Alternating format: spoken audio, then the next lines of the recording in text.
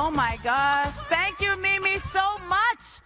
I mean, future President Michael Michelle Harris. Okay, before I get into this, I just want to say this prompter thing, I predicted it. And when it was going on initially, I was like, this is why I have cue cards, and this is what I did. Because I was watching Reese Witherspoon and seeing, like, in her speech, I'm totally off book right now, whatever, I'm just gonna say it. And it's like, I was like, well, I don't like those kind of prompters. Why can't it be the prompter that's just Jennifer, do you know what I mean? Like, why couldn't it be the one you read that's right in front of you? Oh, Lord. Okay. I'm just gonna get into this. And I'm gonna trust that these prompters are gonna work. So I'm taking a leap of faith by putting these cards down. If I need them, darlings, just don't be angry. Okay, I actually don't need prompters for this part. I was a wayward child with the weight of the world that I held deep inside. Life was a winding road, and I learned many things little ones shouldn't know. But I closed my eyes, steadied my feet on the ground, raised my head to the sky, and the times roll by. Still, I feel like that child as I look at the moon. Maybe I grew up a little too soon. Good afternoon, powerful women. And all those who are here to support us. It really is such an honor to be here with all of you. Congratulations, Aquafina, Bree, Dana, Jennifer, and the legendary, incredible Shaka Shaka Shaka Shaka Khan.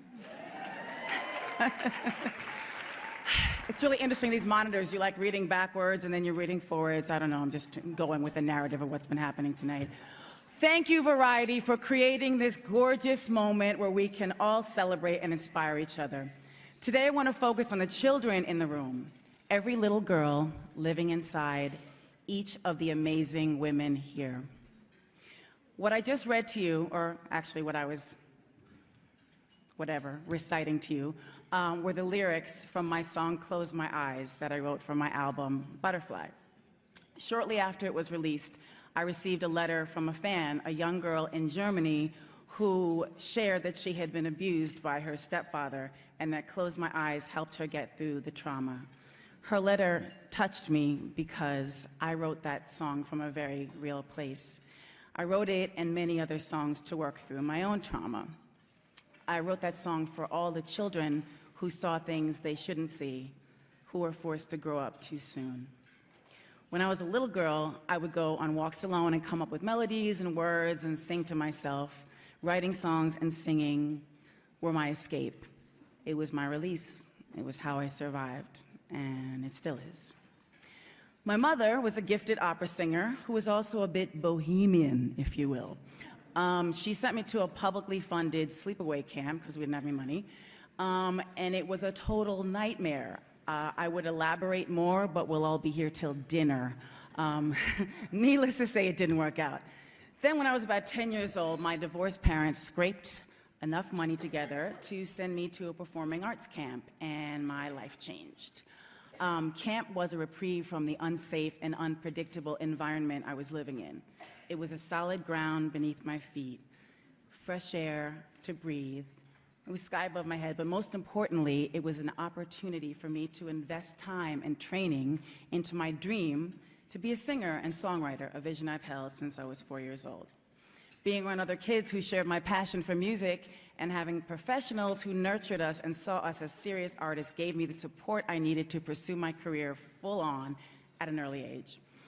Going to camp was an incredible learning experience. I performed in a production and even got a leading role as Huddle in Fiddler on the Roof. I was thriving until the racist choir director saw my black father, and then I never got a leading role at that camp again, but that's another luncheon. That's a whole nother luncheon.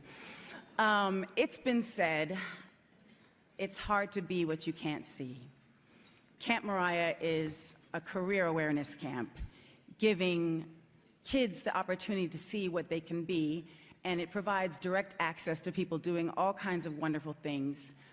with their lives. People across all industries and backgrounds share their journeys and stories of success with inner-city kids who come from impoverished backgrounds. This camp empowers these children with the knowledge that all things are possible. You don't have to be defined or confined by your environment, by your family circumstances, and certainly not by your race or gender.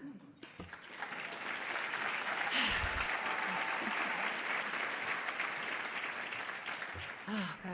I started this camp 25 years ago, and if you don't see what an accomplishment that is for a 2-year-old child,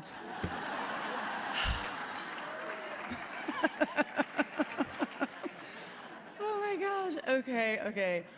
I've been blessed. I mean, it's true, but I've been blessed to witness thousands of kids have a space to breathe, run through fields of green grass, and believe in who they can be. And that is one of the greatest honors of my entire career. From my first Christmas concert fundraiser at St. John the Divine in Harlem in 1994 to prima ballerina Misty Copeland joining me at camp just a few months ago, to the many camp counselors, the administrators, the kitchen and maintenance staff. It takes a village to run a camp. And I'm so thankful for them doing the day-to-day. They are the real heroes of Camp Mariah. Thank you, Fresh Air Fund, for allowing me to realize these dreams, and for the powerful women who fight like warriors and champion the important work of the organization. I have to thank Fatima Shana, Jenny Morgenthau, and the late Susie Newhouse, who, she was an angel. She guided the Fresh Air Fund for many, many years. May she rest in peace. I'm grateful they have blessed not only my life, but the lives of more than 15,000 wayward children for the past 25 summers.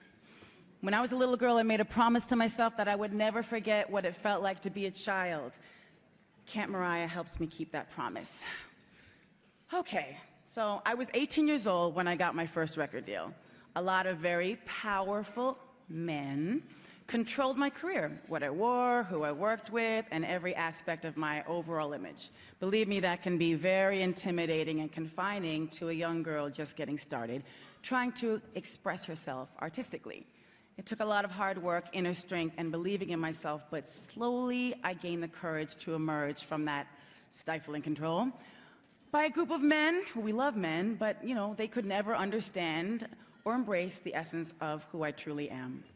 Now, as a mother of two, a boy and girl, I realize my daughter's going to have a different set of struggles than my son, and I'm doing my best to prepare her for that.